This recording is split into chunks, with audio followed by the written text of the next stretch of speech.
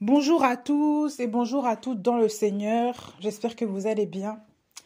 J'espère que vous allez bien dans le Seigneur, que le Seigneur vous fortifie en cette belle journée. Quel beau soleil en ce mois de mai.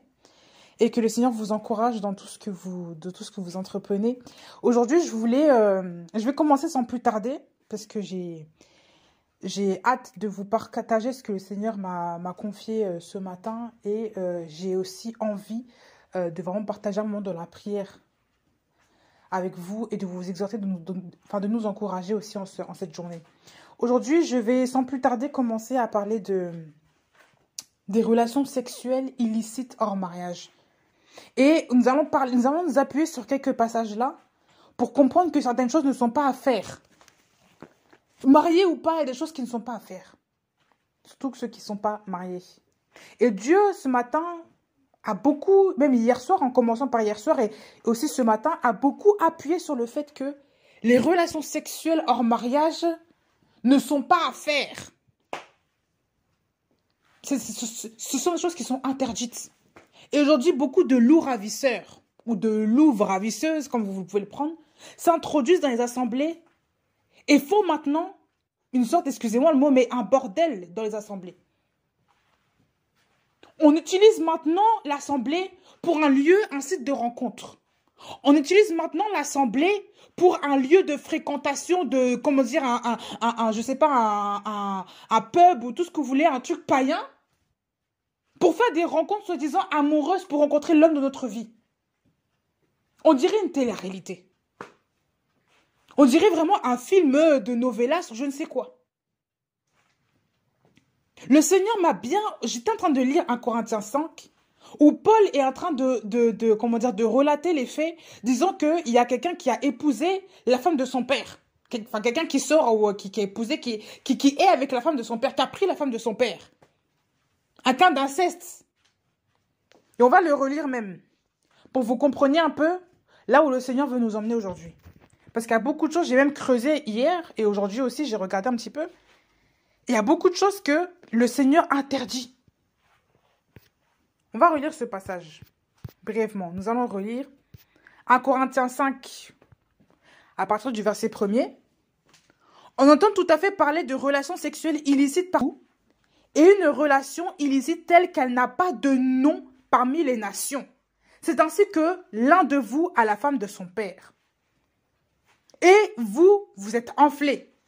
Et vous n'avez pas été plutôt dans le deuil, afin que celui qui a commis cette action soit ôté du milieu de vous. Car pour moi, étant en effet absent de corps, mais présent en esprit, j'ai déjà jugé comme si j'étais présent celui qui a commis une telle action. Si on se reporte au verset 5, on va sauter le verset 4, au verset 5, qu'un tel homme soit livré à Satan pour la destruction de la chair, afin que l'esprit soit sauvé au jour du Seigneur Yahushua. Je vais m'arrêter là. Paul est en train de dénoncer l'attitude des Corinthiens, disant que eux, au lieu d'être dans le deuil par rapport à ces situations, non, ils sont là, ils sont enflés. Les Corinthiens n'avaient pas de vision. Les Corinthiens étaient... L'orgueil brouille l'esprit. Les Corinthiens ne voyaient pas ces choses-là. Par sentiment, peut-être que certains ne disaient rien. Par complaisance, d'autres ne disaient rien. Parce que pour eux, c'est tout à fait normal. Le péché, pour eux, c'est une bonne odeur. Vous savez, le caca sent très mauvais. Les excréments sont très mauvais. Ils sont désagréables. Si on met un excrément à côté de vous, vous allez savoir... ce n'est pas agréable. Spirituellement, c'était la même chose. Le péché sent mauvais. Quand il y a le péché quelque part, tu ne peux pas rester indifférent, toi qui es spirituel. Tu ne peux pas. Et on dit que l'esprit juge de tout. C'est spirituellement qu'on ne juge. Voilà pourquoi Paul disait que, il dit que j'ai déjà jugé comme si j'étais présent celui qui a commis une telle action. J'ai déjà jugé. Ça veut dire que même lui qui n'était pas là de corps, spirituellement, il a pu voir que déjà ce n'est pas normal. Ce n'est pas normal d'avoir la femme de son père. Et si vous lisez, si vous approfondissez les Écritures, vous allez voir que l'inceste est interdit dans les livres des Lévitiques 18, verset 6, 8. On voit ça aussi brièvement dans Deutéronome. Dans Deutéronome. Mais on le voit aussi dans le livre des Lévitiques.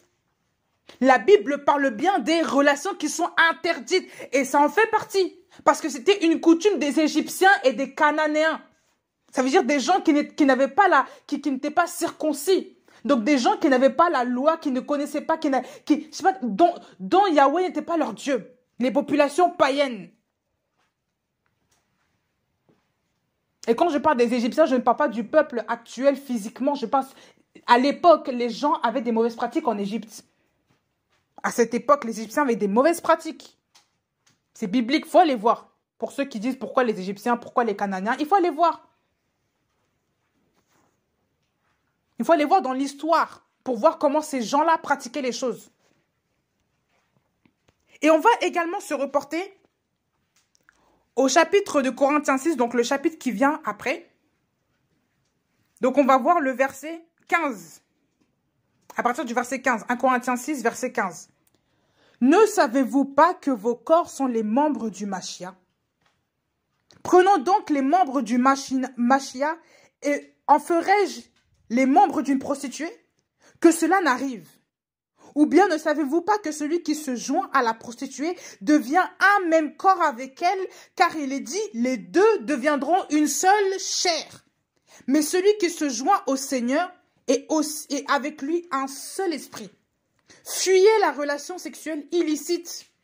Tout péché qu'un être humain commet est hors du corps, mais celui qui se prostitue pêche contre son propre corps.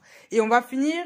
Ne savez-vous pas que votre corps est le temple du Saint-Esprit qui est en vous et que vous avez reçu d'Élohim et que vous ne vous appartenez pas à vous-même, car vous avez été rachetés à un prix. Glorifiez donc Élohim dans vos corps et dans votre esprit qui appartiennent à Élohim. Dieu ici, en parlant par la bouche de Paul, a fait comprendre aux gens, donc aux Corinthiens d'abord, mais globalement à l'Église de Christ, que votre corps n'appartient pas à la prostituée ou à n'importe quoi. Votre corps est la propriété du Seigneur. Votre corps est le temple du Saint-Esprit. Il est le temple du Saint-Esprit. Il est le temple. C'est-à-dire, quand tu es chrétien, le Saint-Esprit habite en toi. Et donc, tout ce qui est en toi est le reflet à qui tu appartiens. Toutes tes actions. La Bible dit qu'il faut fuir la relation sexuelle illicite. Entre autres, la fornication dans d'autres versions. Et on parle du rapport avec la prostituée. Celui qui se joint à la prostituée est avec elle une seule chair. Mais celui qui se joint au Seigneur est avec lui un seul esprit. Et là, je vais commencer à rentrer en profondeur, à relater les choses de la vie de tout le temps. Jeune fille, je m'adresse surtout aux femmes. Parce que j'en suis une. Et parce que beaucoup d'erreurs, on a fait ça aussi. Jeune fille, avant le mariage, n'allez pas avec cet homme, ce garçon que tu fréquentes, tu m'arrêtes ça. Arrête ça. Et je te dis de la part du Seigneur, arrête l'impudicité avec ces jeunes hommes-là. Parce que tu risques de tomber malade, tu risques d'avoir des problèmes même de fertilité plus tard, sans te rendre compte. Les gens parfois pensent que le Seigneur est là, que oui, le Seigneur nous fait grâce, qu'il y a une super grâce sur notre vie. Non. Quand le Seigneur dit A, il dit A. Quand le Seigneur dit B, il dit B. Dieu n'est pas un Dieu d'à peu près. Dieu n'est pas un Dieu de mélange pour dire A et B en même temps. Dieu n'est pas le Dieu de la confusion. Quand il a dit à Adam, tu ne mangeras pas de ce fruit, tu n'en mangeras pas, sinon tu mourras, tu mourras. Il n'a pas dit, bah tu mourras, je sais pas quoi, mais finalement tu peux vivre encore, je sais. Non, non, non, non, non. Dieu a dit, tu mourras, tu mourras. Et Adam est mort aujourd'hui. Adam, est-ce que Adam est en vie? Adam est mort. Pourquoi vous amusez-vous avec le péché? Pourquoi? J'ai été de ces filles-là qui ont été rétrogrades dans le passé et qui se sont données aussi à la fornication hors mariage. Et oui, je le dis parce que je n'ai pas honte de ça. Je n'ai pas honte de dénoncer ce péché-là aujourd'hui. Il faut dénoncer aussi les choses que nous avons fait hier pour aussi aider d'autres. J'ai été dans l'impudicité aussi hier, jadis. Oui. Et je vous dis que mon témoignage, vraiment, non. J'ai été malade tout le temps. Mal de ceci, mal de cela. Problème de peau terrible. Problème de peau terrible. Et j'avais beau implorer le Seigneur, même le fait d'être charnel. c'est comme si les cieux étaient fermés. C'est comme si la porte, il n'y avait pas de réponse. Pourquoi? Parce que j'étais dans le péché. Des problèmes terribles, tout le temps, médecin, rien à faire. Même les médecins étaient effrayés voilà, de ce qu'ils voyaient sur ma peau. Des problèmes d'acné, de furoncle terribles. Toujours des problèmes en redondance, en redondance, en redondance. Toujours, toujours, toujours.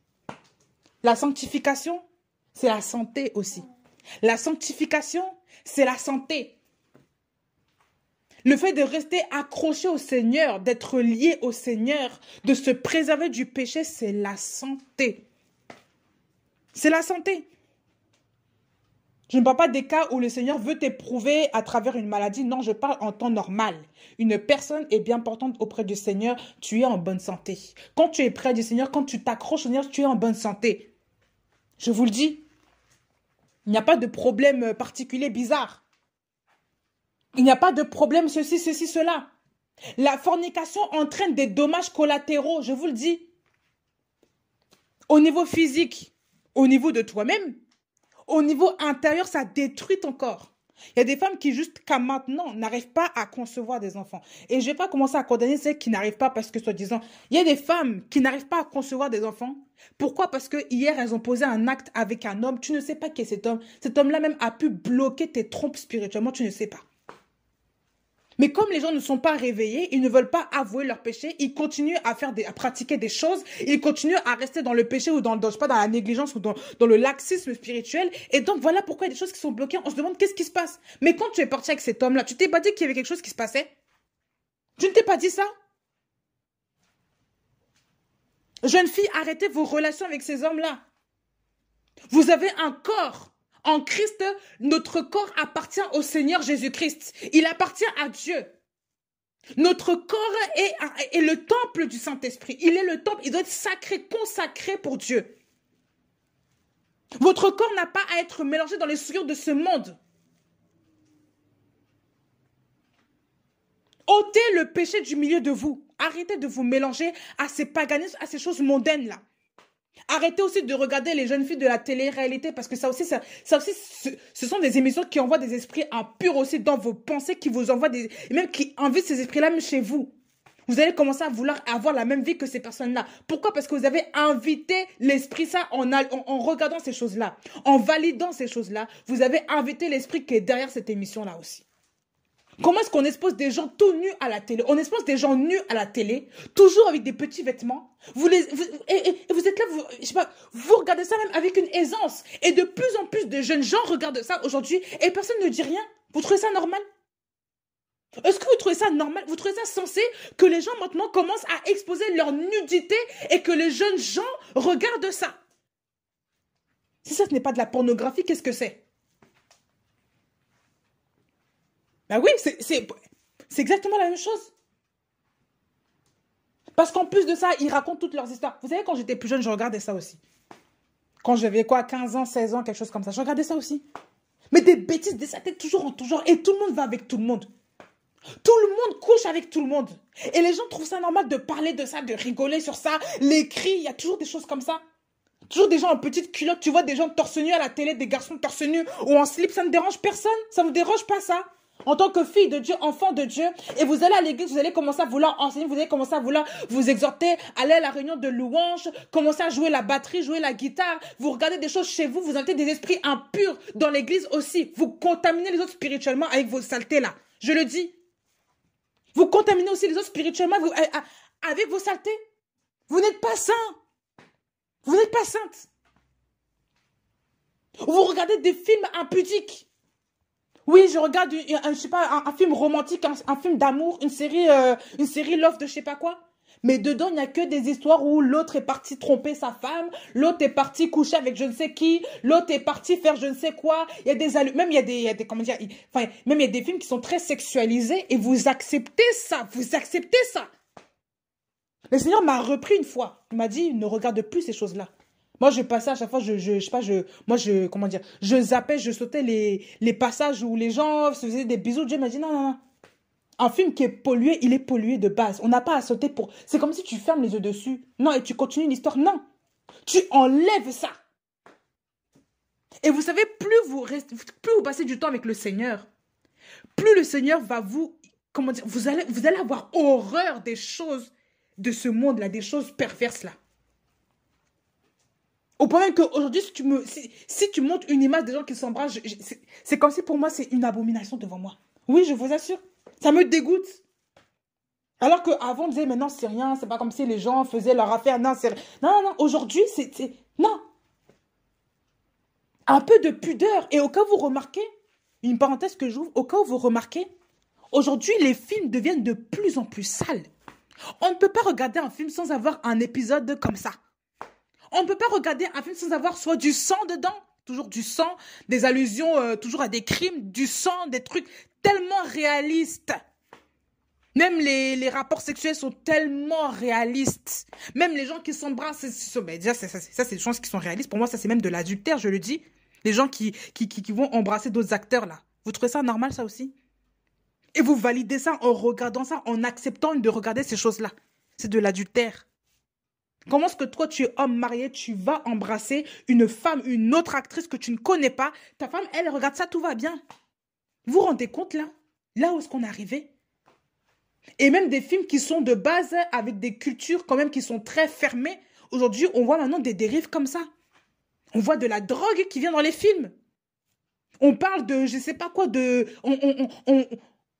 on voit de plus en plus de femmes, même des filles qui sont qui sont très maquillées, qui sont très indécentes dans leur tenue, qui parlent d'une manière, parce que ça commence à polluer tout le monde. L'industrie maintenant cinématographique commence à être polluée de partout. Faites attention à ce que vous regardez parce que ce sont aussi des portes ouvertes dans vos foyers.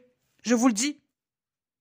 Et quand les démons voient que vous regardez des choses, ça vous acceptez, ça fait rentrer des choses dans vos... Ça fait rentrer des choses dans vos maisons. C'est comme si vous ouvrez la porte à l'ennemi. Ah oui, l'ennemi cherche à tout prix à vous faire tomber. Il cherche à tout prix à vous faire tomber d'une manière ou d'une autre. Donc quand il vous met par exemple un bel acteur, pour les femmes là, femmes qui aiment bien regarder la télé, il vous montre un bel acteur. Un bel acteur qui est beau d'apparence, avec des gros muscles, un black, pour ceux qui aiment bien les blacks, ou un blanc, peu importe. Mais on vous montre un homme là qui est encore bien fait, bien muselé. Et vous regardez ça avec envie. Ah, mais si mon mari était comme ça, si mon homme était comme ça, si ceci, vous rentrez quoi? Vous faites rentrer quoi dans vos maisons? Les pensées que vous avez, c'est quoi? C'est un mari de nuit que vous allez commencer à inviter dans vos maisons. Vous n'allez plus vouloir de votre mari. Vous allez commencer à penser toujours à cet homme, cet homme, cet homme, cet homme, cet homme. Au point même que vous allez le voir en songe. Je pense que je parle à certaines femmes là. Vous voyez votre mari maintenant comme cet homme-là. Et cet homme-là, vous le voyez toujours en songe. Vous rêvez d'avoir des rapports sexuels avec cet homme-là pour certaines. Vous vous rendez compte de ça? La dérive. L'ennemi cherche à tout prix à polluer les familles, polluer votre couple, polluer votre foyer. Aujourd'hui, les choses ne sont plus à recommander, je vous assure. Même les dessins animés. L'autre fois, j'étais en train de mettre Gulli. Gulli, la chaîne qu'on a regardée quand on était enfant. Hein. Gulli. Hein. Pour ceux qui, voilà. Sinon, il y a d'autres chaînes qui étaient, voilà. Mais aujourd'hui, Gulli, là, les choses comme ça, non, ça ne va plus. Les dessins animés, parfois, il y a des choses bizarres dedans. Tout est sexualisé. Il y a beaucoup de choses qui ne sont pas normales. On voit même je sais pas, des jeunes filles qui sont très maquillées. Je sais pas, des petites poupées hyper maquillées, des mini-jupes. On voit ça. À notre époque, ça n'existait pas. Tout était couvert. Les choses étaient cachées. On préservait les enfants. On faisait on faisait des histoires simples. Aujourd'hui, on parle du n'importe quoi. Tout est fait pour faire rentrer l'impudicité dans les familles, dans la tête des gens. Vous ne vous rentrez... Je sais pas, non mais... Honnêtement, là.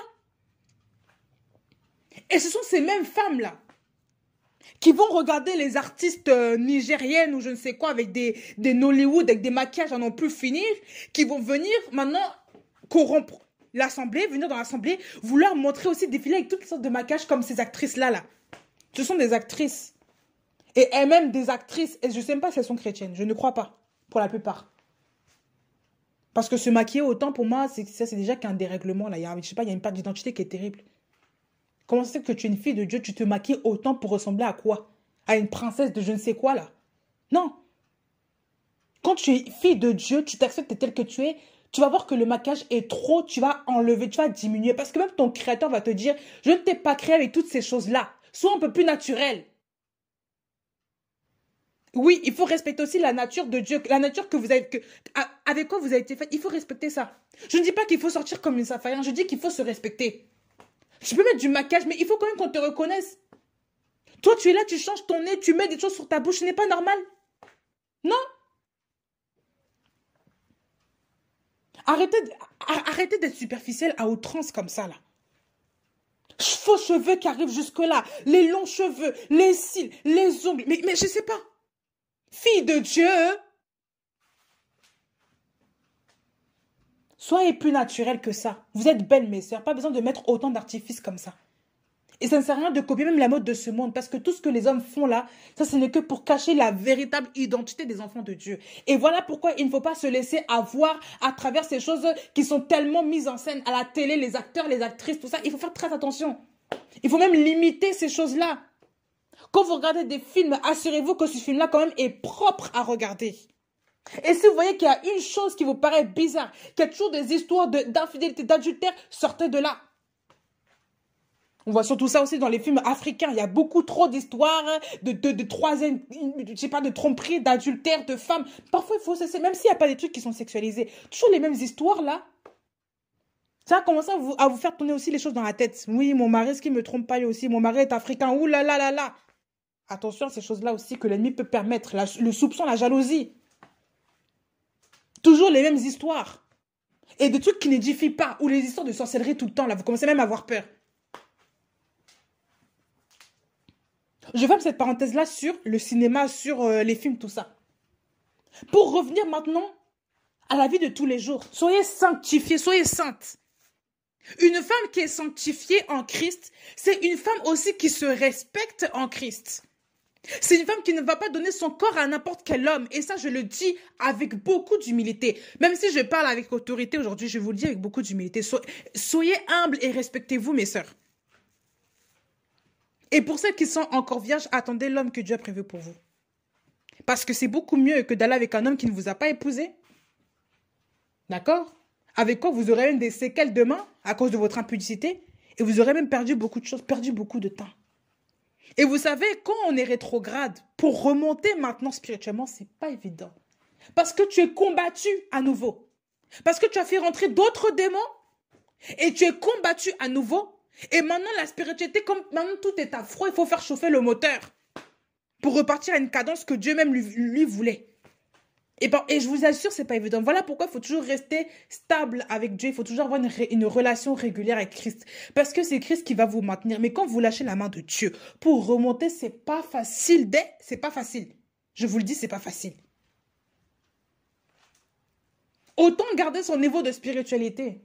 D'être chaste avant le mariage, attendre que le mari vienne correctement demander votre main, que de vous précipiter à rentrer dans une relation charnelle, une relation sexuelle illicite, et à encourir maintenant ce qui va avec. Regardez ce que David a fait dans la parole. David a convoité une femme sur son balcon en train de se laver. Cette femme-là était en train de se laver. Il a convoité, c'est-à-dire que déjà, il a vu que cette femme était nue. Il l'a vue nue. Oui. David a convoité une femme. Il est parti coucher avec cette femme-là parce qu'il l'a désirée, il l'a vue, il l'a convoitée. Ça commence déjà comme ça. Observez bien. Observez bien déjà votre manière de vous habiller, c'est comment? Votre manière de vous habiller, c'est comment? Bathsheba, moi je ne pense pas que c'était une femme qui était très sage aussi. Parce qu'une femme normalement doit se cacher. Tu es la femme de quelqu'un, cache-toi. Comment ça se fait que quelqu'un arrive à te voir nu? Est-ce que ça c'est normal même? Même si tu te baignes sur un balcon, oh comment ça se fait que quelqu'un arrive à te voir nu? Tu n'es pas sage. Même si David, ce qu'il a fait n'était pas bon, qu'est-ce qui a fait qu'il est parti voir cette femme-là? Il y a des femmes qui aujourd'hui ne savent pas s'habiller, il faut le dire. Il faut retourner chez vos mamans ou alors il faut se faire enseigner par des anciennes, par des femmes qui vont vous dire qu'une femme en Christ ne s'habille pas comme ça. Quelle que soit la culture, quelle que soit l'origine de la femme, on s'en fout. Ce n'est pas marqué qu'une femme blanche doit s'habiller comme ça et l'autre qui est africaine. Non, il n'y a pas de ça en Christ. Une femme qui est en Christ doit se respecter. On n'a pas à mettre des mini-jupes. On n'a pas à voir le haut de tes cuisses jusqu'au point que les hommes commencent à convoiter ça. Tu es une sœur en Christ, cache-toi. Couvre tes cuisses, couvre tes jambes. On n'a pas à savoir ce qui se passe sous ta culotte là. Je sais pas, sous ta jupe. On n'a pas à savoir ça. On n'a pas à deviner les courbes des gens là. Non mais franchement. Tu es une femme, tu sais que tu es plantureuse. Ça veut dire que tu as beaucoup de formes. Prends des hauts qui vont couvrir quand même un minimum. Sans te faire quand même un sac de je ne sais quoi. Mais quand même qui vont te respecter. S'il vous plaît là. Parfois on voit des femmes, mais tu vois leur tenue, tu ne comprends pas. Et ça va à l'église normalement comme ça. Vous trouvez ça normal là? Tu es une femme en Christ, soi-disant, tu vas à l'église, tu es chrétienne, tu es mariée même avec je ne sais pas qui, un responsable là. Vous allez à l'église avec des hauts qui sont très serrés. Je sais pas, des jeans slim qui sont très serrés. Vous avez là avec des hauts qui sont moitié décolletés, moitié dos nu, moitié ceci. On voit les épaules. Mais vous trouvez ça normal? Et je parle bien même des détails comme ça. Tu peux sortir toi avec des épaules nues. Tout va bien. Ça, c'est quelque chose déjà qui est un détail que ton mari même doit voir dans la chambre. Dans votre maison, oui. Mais dehors, non. Tout ce qui est épaules dénudées, là, ça, c'est quoi? Ça, c'est dit à la séduction. Vous trouvez ça normal d'être léger à ce point-là, là? Fille de Dieu. Non. Non. Non. Je le dis non. Si vous avez réellement l'esprit de Dieu, allez vous dire qu'il y a des choses qui ne sont pas à faire. On ne s'habille pas comme ça. Et encore moins quand on est marié. Et même quand on est célibataire, si tu veux un mari qui te respecte, là, habille-toi correctement. Il va te respecter toi. Mais s'il t'épouse parce que tu es dénudé, c'est parce qu'il a désiré ton corps. Ah oui? Il faut se respecter. Il faut se respecter. Il y avait un frère comme ça. Enfin, un frère. C'est pas un frère pour moi. Un prophète là qui circule sur YouTube. Qui est en train de dire que oui, ce qui est le plus important chez un homme, c'est le sexe. C'est ça, un homme, il doit avoir le sexe. Moi, j'ai regardé ça, je me suis dit, mais regarde-moi. Et tu voyais vraiment, moi, je me dis, mais cet homme-là est pervers. Déjà que cet homme-là, c'est un homme qui est divorcé, remarié, ça ne m'étonne pas. Un homme qui veut parler comme ça, il n'y a qu'un homme qui a une vie bizarre comme ça qui veut parler comme ça. Et quand tu vois sa femme, quand tu vois les robes même de mariage que sa femme avait, c'est une femme qui a vraiment un truc dénudé, épaules dénudées, truc moulant, serré, tout va bien. Et on s'appelle chrétien et on va commencer à prêcher quoi demain? Le témoignage, c'est très important. Quand vous parlez de Dieu, faites attention. Quand vous parlez quand vous parlez de la vie aux gens, quand vous enseignez, faites très attention. Parce que les gens qui enseignent seront plus jugés. Ils seront jugés plus sévèrement. C'est ce que la Bible dit dans Jacques. Donc, faites attention à tout ce que vous dites là. Tout ce que vous entendez, même faites attention pour moi, ces lourds ravisseurs qui disent du n'importe quoi. Comment ça se fait qu'un prophète de Dieu, soi-disant, va divorcer, se remarier et va vous enseigner des choses sur la vie sexuelle? Vous trouvez ça normal? Le plus important pour un homme, c'est le sexe. Ça veut dire qu'en gros, ça encourage d'autres personnes à avoir des relations sexuelles hors mariage.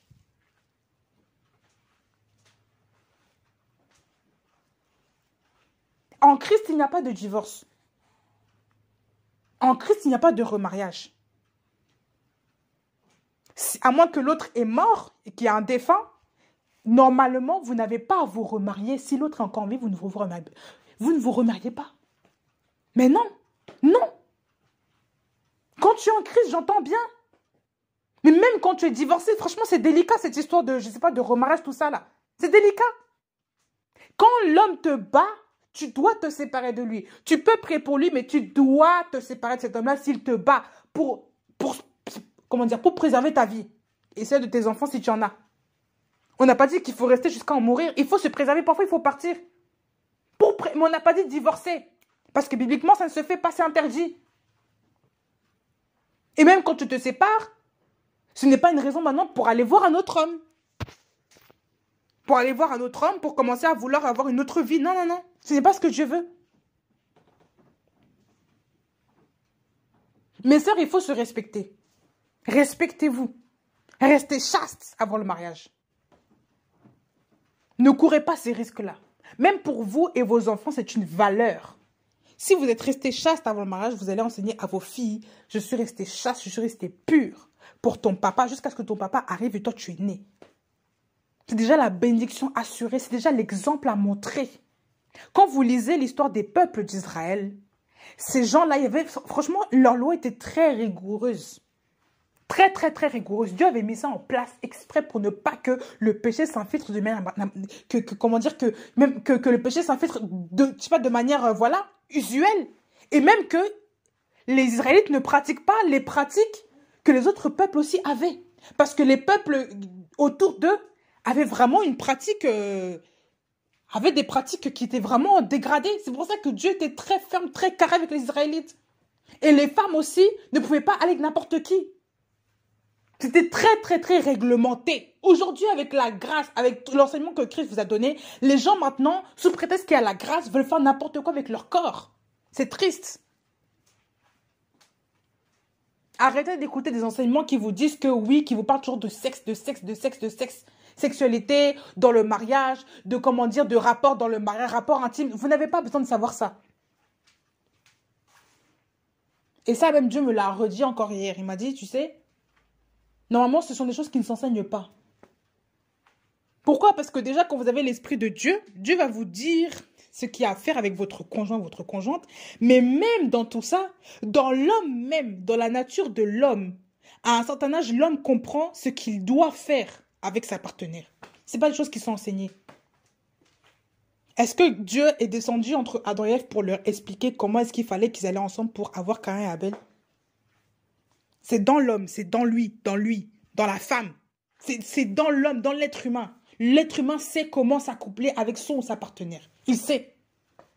Et je parle bien de homme et femme. Je ne parle pas de deux hommes, ni de deux femmes, ni de je ne sais pas combien de personnes. Là. Non, je parle d'un homme et une femme. Deux personnes de sexe opposé qui s'accouplent. Dieu a fait exprès. Il a tout mis en eux pour qu'ils sachent comment aller l'un vers l'autre. Donc, vous allez encore expliquer quoi dans les assemblées? Vous allez enseigner quoi?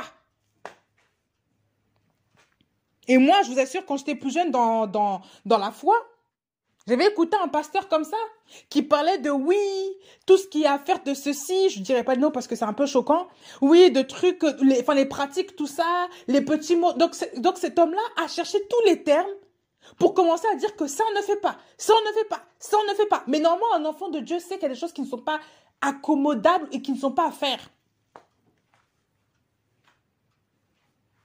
On ne révèle pas la nudité des hommes et des femmes ici. Il faut être très prudent avec ce sujet-là. On parle quand même de l'intimité des gens. Et on parle quand même de l'intimité des gens.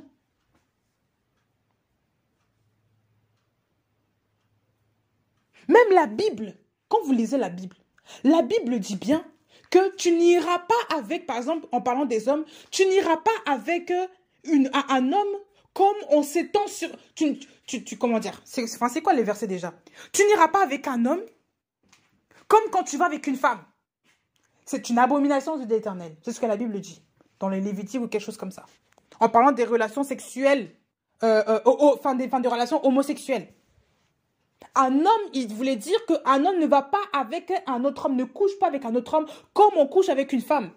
Est-ce que Dieu a expliqué dans tous ces versets-là comment est-ce que l'homme doit aller avec une femme? Ça veut dire que les hommes en eux-mêmes savent comment on va vers une femme. Ça ne s'explique pas. Ça ne s'explique pas. Par contre, d'aller avec un homme alors que tu es un homme, ça c'est un péché. Et ça c'est ce que Dieu a dénoncé. Ça, on ne fait pas. Abomination. On ne va pas avec un animal. Abomination. On ne va pas avec sa tante ou son oncle ou je sais quoi. Abomination. La Bible parle bien de ça. Mais la Bible n'explique pas comment est-ce qu'on fait des rapports sexuels. La Bible ne parle pas de ça. Sinon, on aurait déjà expliqué ça depuis la Genèse. Voilà les relations sexuelles qui s'étaient interdites. Et voilà ce qu'il faut enseigner et rappeler au peuple du Seigneur. Parce qu'aujourd'hui, c'est toujours applicable. Même si c'est la loi, c'est toujours applicable. Est-ce que c'est légal d'aller avec un animal? Non. Est-ce que c'est légal d'aller avec une personne de même sexe? Non. Est-ce que c'est légal d'aller avec son oncle, sa tante, je ne sais quoi? Non. Donc, ça veut dire que bibliquement, c'est toujours applicable. Ce n'est pas selon la loi. Est-ce que vous comprenez cela?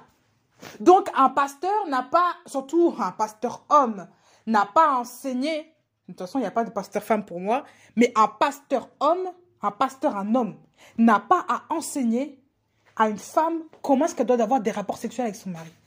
Il n'a pas non plus à enseigner qu'une femme doit être propre intimement à ce point. Non, non, non, non.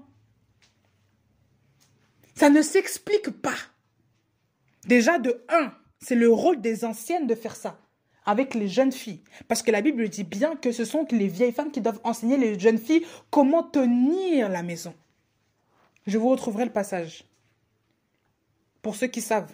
Ce sont les jeunes femmes, les vieilles femmes, les anciennes, qui doivent parler aux jeunes filles de savoir comment est-ce qu'elles doivent tenir la maison. C'est ça. Mais elles n'ont pas à laisser comme ça. Non, on ne doit pas laisser la charge à un homme de commencer à vouloir enseigner les femmes sur leurs propres intimités. C'est dégradé, c'est dégradant et ce n'est pas approprié pour un homme de faire ça. Même avec sa fille, il vaut mieux laisser l'aval à une femme, à sa mère de le faire, ou si la maman n'est pas là, à une femme, une grande soeur, peu importe, mais à une femme de le faire, pas un homme. Parce que même l'homme n'a pas ce que la femme a. L'homme a-t-il ses règles? Non. L'homme a-t-il ce que la femme a? Non. L'homme est homme. L'homme est homme. L'homme ne peut pas prendre tous les rôles dans, je sais pas, dans la vie d'une femme, non. Surtout quand il s'agit d'une autre femme, d'une femme différente, non. Et c'est vraiment dégradé, c'est vraiment, comment dire, déplacé de vouloir se mettre à enseigner des femmes sur leur sexualité, sur l'intimité. On n'a pas à faire ça. Pour moi, ce sont des gens qui s'ennuient, qui n'ont plus rien à enseigner. Et ce sont même des gens qui ont l'esprit tourné vers je ne sais quoi. Ça ne s'enseigne pas. Vous enseignez quoi à des, je sais pas, à des adultes, là? Vous enseignez ça à des adultes? Vous croyez que les chrétiens sont dans des, enfin, je sais pas, que ce sont des petits-enfants, là, je sais pas, de 5 ans, tu apprends comment, non, non, non. Ce sont des grandes personnes, là. Vous enseignez encore comment est-ce qu'on a des rapports sexuels, comment est-ce qu'on fait voilà. Hein? Vous allez encore enseigner ça à des grandes personnes. Vous vous rendez compte, là? Vous enseignez ça à des grandes personnes qui ont déjà peut-être, je sais pas, qui sont déjà peut-être plus âgées que les personnes même qui enseignent en question. Tu crois qu'elles ne connaissent pas la vie? Tu crois qu'elles ne savent pas ce qui est accoutumé de faire ou pas? Et je rappelle encore que quand nous avons le Saint-Esprit, nous savons, nous sommes éclairés par la lumière du Saint-Esprit. Donc nous savons que même dans notre chambre, avec notre conjoint ou notre conjointe, si vous êtes un homme, vous savez ce qu'il y a à faire. Vous êtes conduit par l'Esprit, même dans ces choses-là, Donc il ne faut pas épargner le Seigneur de toute votre vie au quotidien. Le Seigneur est partout. En haut, en bas, à gauche, à droite, il est partout. Même dans votre chambre, il est là. Donc cessez de croire que Dieu est seulement bloqué à l'église, qui n'est pas dans votre vie, dans votre lit avec votre conjoint, je sais pas, votre conjointe, non. C'est pour ça qu'il ne faut pas poser des questions aux gens. Dire oui, comment toi tu fais avec ton homme là-bas. Non, il faut jamais exposer même sa vie sexuelle, de couple à quelqu'un. Non, ça ne se fait pas. Ça, c'est entre vous et la personne. Et Dieu lui-même dans l'affaire. Eh oui. Pour moi, ça, c'est comme la pornographie, c'est étaler son je ne sais quoi. C'est la même chose. Il y a des choses qui ne sont pas explicables, mais qui sont dans l'homme. Vous allez apprendre un enfant à téter?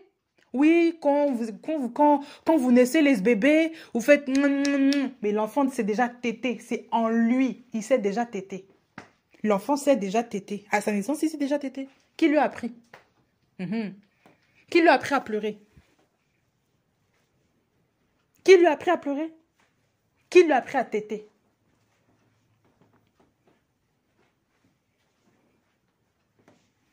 Ben oui, posez-vous les questions. Qui lui a appris?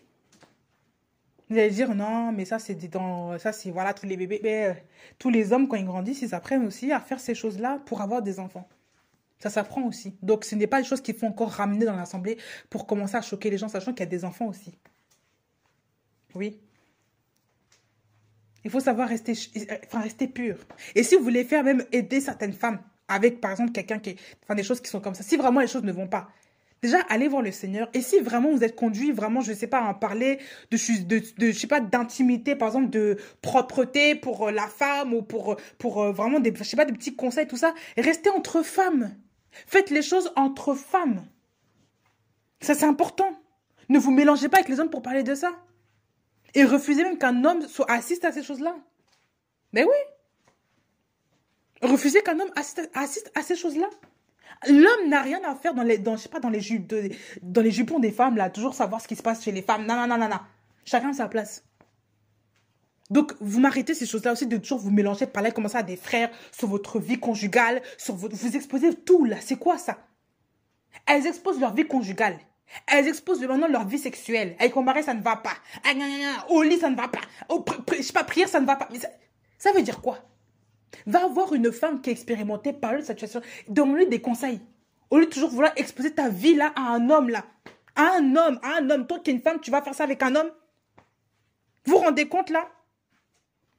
Oui, mais c'est un pasteur, c'est un responsable. Mais on s'en fiche.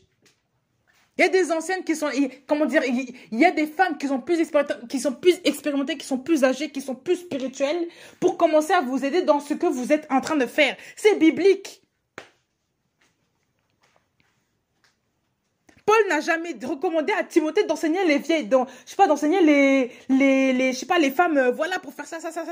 Il a dit qu'il faut qu'ils disent, il a dit que les vieilles femmes, les veuves ou je ne sais quoi, ou voilà, pas les veuves, que les vieilles femmes enseignent les jeunes filles à s'occuper de leur maison.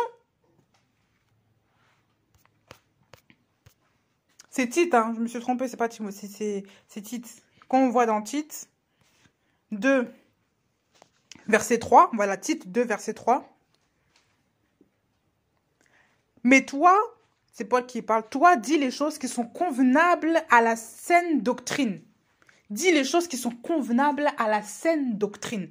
Que les vieillards soient sobres, honorables, fléchissant leurs désirs et impulsions, saints dans la foi, dans l'amour et dans la persévérance. De même, donc au verset 3, que les femmes âgées soient d'un extérieur convenable à la sainteté. Donc d'abord, ces femmes-là qui sont âgées, soient d'un extérieur convenable à la sainteté. Ça veut dire qu'on dit, on précise bien que les mamans, là, dans les assemblées, ou les femmes qui sont plus vieilles, sont des femmes aussi qui ont des habits décents. Qu'on puisse respecter aussi ces femmes-là. Donc des femmes avec des pagnes très serrées, non. Il ne faut pas suivre la culture ou la mode. Non, non, non, la sanctification, c'est déjà la première culture du chrétien, c'est ça. Et ça remplace toutes les cultures, là. Tu peux t'habiller de toutes les façons, je sais pas, habits chinois, habits arabes, habits africains, tout ce que tu veux. Mais si ton habit est décolleté, si ton habit n'est pas sanctifié, je suis désolée, ta culture n'est pas bonne. Donc change et prends la culture du Seigneur qui est la sanctification d'abord. C'est ça la première culture. Normalement, quand nous sommes en Christ, on n'a plus ces histoires-là de oui, je suis africaine, donc je peux, voilà, non, non, je suis française, je sais pas, je suis américaine, donc chez moi c'est comme ça, mais je suis en Christ, hein. Non, non, non, mais voilà, tu es Christ, mais on voit ton corps qui est dénudé, encore que, non, non, non, non, non, non, ton corps qui est vraiment enveloppé dans des trucs, on devine tout. Tu es en Christ, ta première culture, normalement, la culture du royaume doit primer toutes les cultures. Donc, quel que soit l'habit que tu mets, quelle que soit l'origine que tu as, tu dois être habillé de manière sanctifiée. Ça ne veut pas dire que tu viens des îles, par exemple, que tu dois t'habiller toujours avec des, je sais pas, avec des débardeurs, toujours on voit je sais pas, on voit tes seins. Non, non, non. Oui, mais chez moi, on fait comme ça. Et alors, tu es chrétienne. Sanctification, c'est biblique. Donc, vos histoires de culture, de je sais quoi, chez moi, il fait chaud, c'est pas mon problème. La Bible dit que les femmes doivent être habillées d'une manière décente. On voit ça déjà dans 1 Timothée et quelques là. Donc déjà ici, dans Tite, on dit bien que les femmes âgées soient d'un extérieur convenable à la sainteté. Qu'elles ne soient ni calomniatrices, ni esclaves des excès de vin, mais qu'elles enseignent ce qui est bon. Et la suite au verset 4, afin qu'elles exhortent sérieusement les jeunes femmes à être quoi? Modestes. À aimer leur mari, à aimer leurs enfants, fléchissant leurs désirs et impulsions, purs, gardant la maison en prenant soin des affaires domestiques, bonnes, soumises à leur mari, afin que la parole d'Élohim ne soit pas blasphémée. Il a dit que les jeunes femmes soient dans l'extérieur et qu'elles font ça avec les jeunes femmes, avec les jeunes filles. Avec les jeunes filles mariées qu'elles enseignent. Est-ce qu'il a dit, Tite, va enseigner les jeunes filles, dis-leur, fais ça, fais ça, fais ça. Il a dit que les femmes âgées le fassent avec elles. Parce qu'il sait que ce n'est pas approprié pour un homme d'aller vers les femmes et les enseigner à la place des femmes. Il faut rester juste. De manière globale, vous pouvez enseigner les gens. Mais quand il s'agit de soumission au mari, comment tenir une maison, comment être propre sur soi, des choses comme ça, laissez le travail aux femmes. Et si les hommes, vous m'entendez là, si vous avez des pasteurs qui font ça, dites-leur que le travail qu'ils font toujours avec les femmes, de toujours dire que oui, fais à manger comme ça, c'est le travail d'une femme de faire ça. Parce que souvent, quand vous voyez toujours un homme coller à une femme, c'est que déjà, il y a anguille sous roche, je le dis. Comment toi, tu es un homme marié, tu restes toujours des heures à expliquer à une femme au téléphone comment est-ce qu'elle doit se comporter, comment ceci, comment cela. C'est quel esprit ça même, ça? Hein? C'est que l'homme déjà est déjà séduit. Oui. Vous savez, un homme qui n'est pas intéressé ne va pas passer des heures au téléphone avec une femme. Il ne va pas passer des, je sais pas, des quarts d'heure avec une femme. Un homme intéressé va limiter la conversation, va être très bref. Si cette femme-là ne l'intéresse pas, il va même pas passer son temps avec ça. Il va même pas vouloir la faire rire, vouloir parler avec elle, vouloir la blaguer, la complémenter. Il ne va pas être comme ça. Mais un homme qui commence déjà à vous regarder, à vous convoiter, toujours il vous dit les choses, toujours il vous dit des bonnes choses, il passe du temps au téléphone avec vous, pasteur ou pas, il est déjà piqué. Il faut s'en éloigner. Et quand vous voyez ça, vous remarquez même ça, vous les femmes, là, éloignez-vous et rapprochez-vous des femmes qui sont plus vieilles que vous, qui ont plus d'expérience et qui peuvent vous aider dans vos tâches. Et les femmes âgées dans les assemblées ont des tâches. Elles ont du travail. Quand on énumère tout ça, là, est-ce que beaucoup font ça? Au lieu de calomnier les autres, là, au lieu de faire des histoires entre vous, là, enseignez les jeunes femmes comment tenir une maison. Enseignez les jeunes femmes comment être soumises à leur mari. Enseignez-leur à être bonnes. Enseignez-leur à prendre soin des affaires domestiques. C'est ce que la Bible dit, à aimer leur mari, leurs enfants, à être modestes, afin que la parole d'Élohim ne soit pas blasphémée.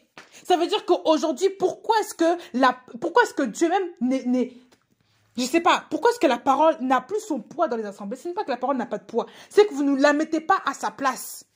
Parce qu'aujourd'hui, les gens ils ne font pas leur travail.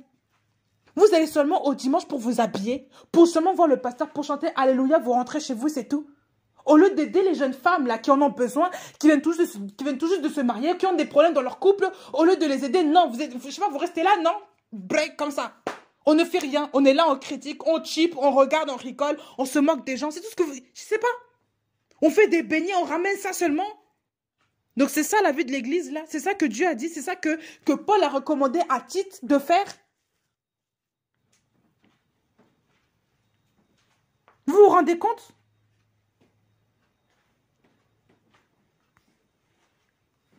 Il faut suivre la parole, c'est très important. Il faut suivre la parole. Je ne suis pas tendre. Mais vous savez que Dieu aussi n'a pas été tendre dans certaines situations aussi avec moi. Pour mon bien, pas pour mon mal, pour mon bien. C'est un Dieu d'amour, mais quand il doit reprendre, il le fait. Et je ne parlerai jamais pour plaire à quelqu'un. Jamais. Parce que Dieu ne m'a pas mandaté pour ça. Il faut écouter ce que l'Esprit dit. Quand l'Esprit vous dit, n'allez pas avec un homme en dehors du mariage, il sait pourquoi. Déjà, numéro 1, il n'y a plus la protection divine sur vous. Parce que vous n'êtes plus dans les règles de Dieu. Fuyez la fornication, vous êtes dans la fornication. Donc vous n'êtes plus dans les règles, vous n'êtes plus dans les... Je sais pas, vous avez franchi une ligne interdite.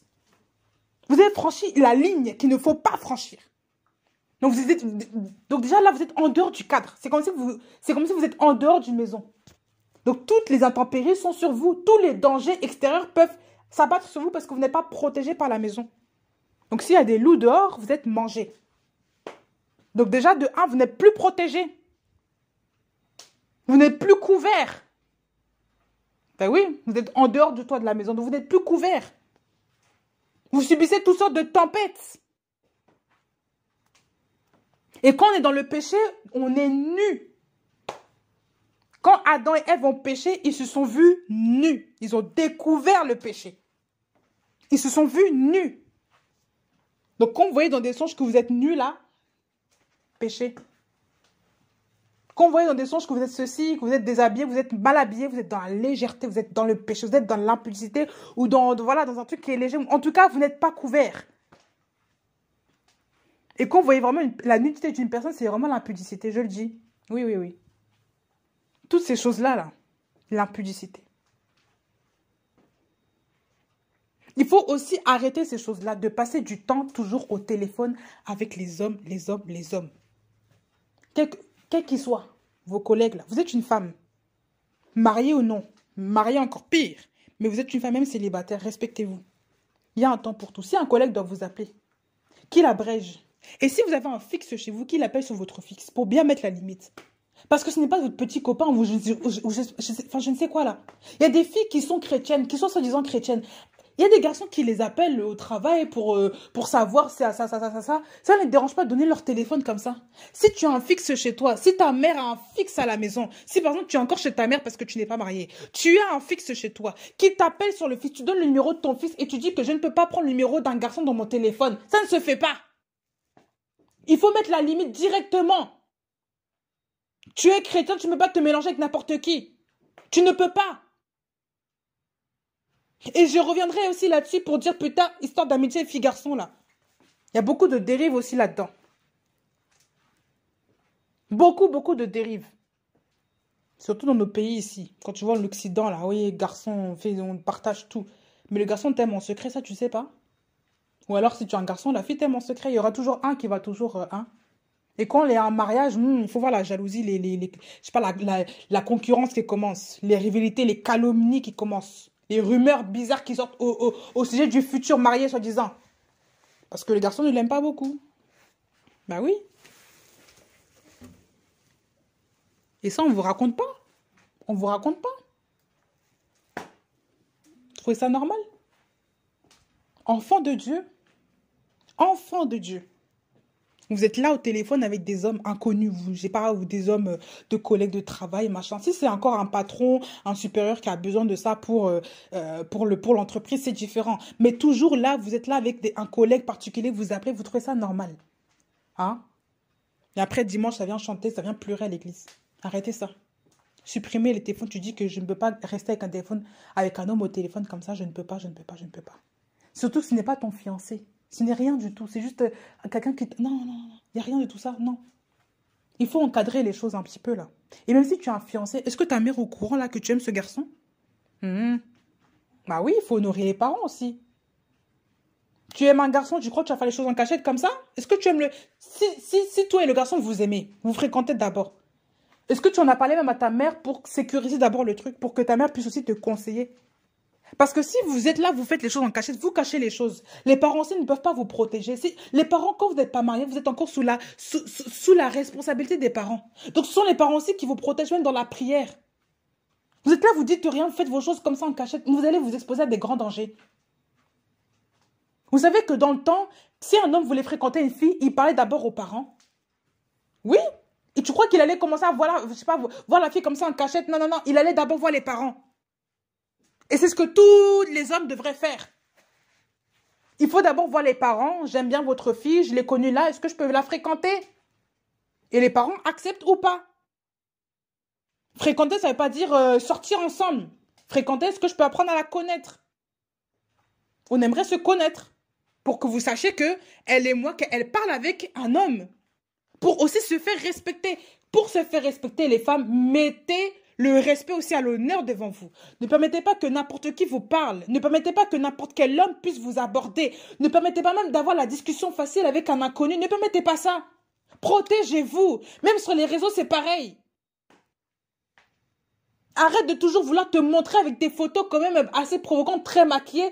Tu vas attirer quoi? Après, tu te dis, je suis chrétienne, mais tu es là, tu montes ton visage sur tout. Mais honnêtement, là.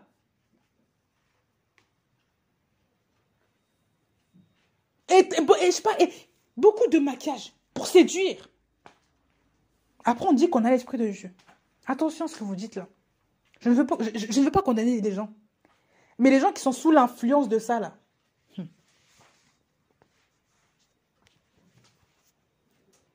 Et je termine en disant quelque chose. Toutes celles qui vont avec des hommes différents, vous toutes qui vous amusez à coucher avec les uns les autres, les garçons, les garçons, les garçons, vous changez, vous changez. Sachez que vous êtes partisans de la sirène des eaux. C'est comme de la prostitution, il y a vraiment pas de différence.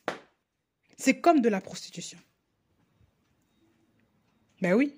Parce que la prostituée, quel type de différence entre le fait que ce soit le travail de la prostituée, là, le fait que vous donnez vos corps à n'importe quel homme? C'est la même chose. C'est un déshonneur. Et même si tu dois, soi-disant tu es chrétienne, est-ce que tu pries suffisamment? Parce que cette histoire aussi d'être avec un fiancé, tu couches avec lui, tu casses, tu te fiances encore une fois, tu tombes, tu casses, tu couches, Chrétien. Donc Dieu ne t'a pas dit directement que lui n'est pas ton mari? Dieu ne peut pas te dire à toi que celui-là n'est pas ton mari? Il va te laisser aller tomber comme ça bêtement. Est-ce que tu pries réellement ou est-ce que tu es vraiment charnel? Ou quand que tu tombes avec plusieurs hommes comme ça ne dérange personne, quoi. Qu'une femme tombait 3 fois avec différents hommes et après on se dit chrétien et on va chanter à l'église, la chorale devant tout le monde. Et on trouve ça normal. Soi-disant prophétesse de Dieu, enseignante du je sais pas quoi. Non, mais attends. Honnêtement là, honnêtement. 3 fois. Il y a une femme qui m'entend. Tu es parti avec des hommes, couché 3 fois avec ces hommes différents. Tu casses. Tu t'es marié encore avec un autre. Ça, c'est quel témoignage, ça?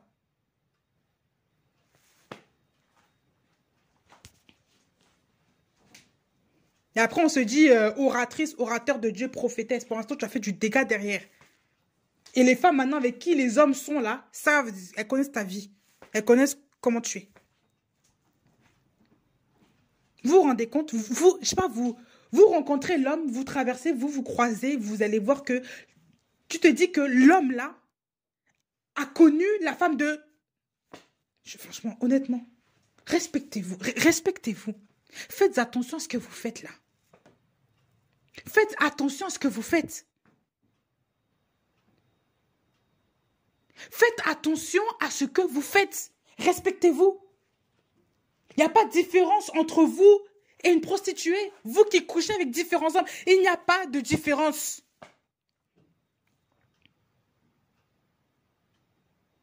Il n'y a pas de différence. Et tout à l'heure, j'étais en train de regarder sur Google l'histoire des prostituées, là. Et vraiment, ce que Wikipédia me ressort en live, c'est l'image de la déesse Ishtar. Ishtar, Inanna, donc en hébreu, c'est Lilith. Ouais, Ishtar. Et c'est aussi Astarté. Oui, c'est une déesse, je crois que c'est la déesse de la lune, ou je ne sais plus. Bon, en tout cas, c'est une déesse, fille du dieu soleil, ou je ne sais quoi. Bref, il faudrait que je revoie ça pour vraiment parler de ça. Mais c'est la déesse de la fertilité. Et cette femme-là, qui s'appelle Lilith, c'est un démon impudique qui s'appelle aussi sirène des eaux. Et elle marchande bien avec tout ce qui est mari de nuit, femme de nuit. Elle séduit, elle est là vraiment pour vraiment dans les foyers. Elle s'installe dans les foyers. Ce démon-là, la déesse-là, que les Babyloniens adoraient avant, c'est un esprit impur qui existe toujours. Et on le voit aussi sous forme de mari de nuit, femme de nuit, séductrice, sirène des eaux, toutes ces choses-là, là, c'est elle qui est là. Elle s'appelle, si vous tapez Ishtar, Inanna, ou si vous tapez Lilith, vous allez voir, sous différents noms, c'est la même entité démoniaque. C'est la même entité. Donc, quand vous allez avec plusieurs hommes, là, non seulement vous êtes sous l'influence de cet esprit-là, mais vous marchandez, vous ramassez aussi ces choses-là. Là. Parce que c'était une déesse aussi qui tuait les enfants apparemment à la naissance et qui, pendant la grossesse, là, les femmes aussi en grossesse, apparemment, étaient en danger. Quand vous regardez bien les histoires. Si vous faites des bonnes recherches, lisez bien. Oui, oui.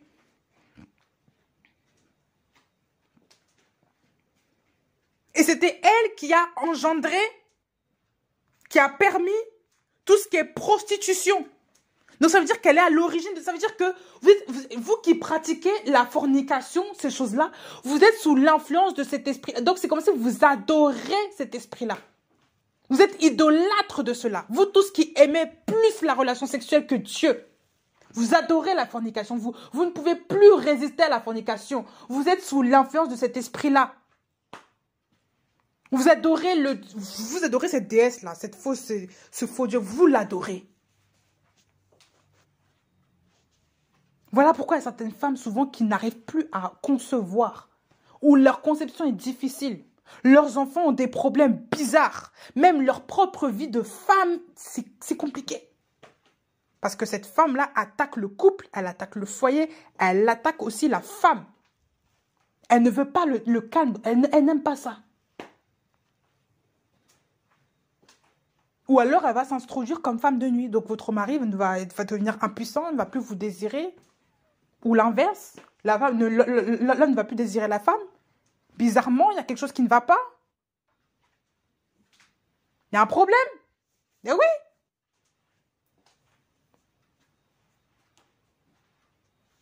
Des portes ouvertes. Qu'est-ce qu'on permet dans les familles pour que cet esprit-là puisse rentrer?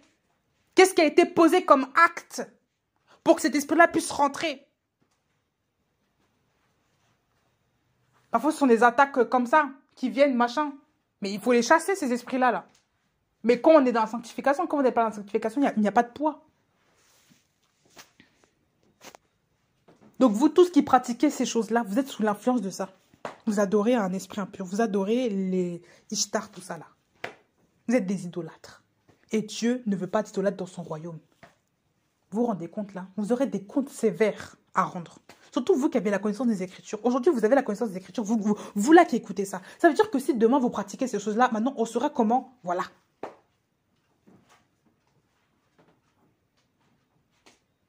Je vais m'arrêter là. Et je vais maintenant demander, Seigneur, aide les jeunes filles à se marier proprement et correctement dans ta parole. Et qu'elles puissent se marier avec l'homme de leur vie et non pas fiancé, cassé, fiancé, revenir. Seigneur, fais grâce à ces jeunes filles. Montre-leur le chemin de ta vérité. Montre-leur le chemin qui mène à toi et qu'elles se marient honnêtement, correctement et qu'elles restent chastes jusqu'à leur mariage au nom de Jésus. Que le Seigneur vous bénisse, que le Seigneur vous accompagne et que le Seigneur vous reprenne selon sa parole, dans son amour, dans le nom de Jésus. Soyez bénis mes frères, soyez bénis mes sœurs.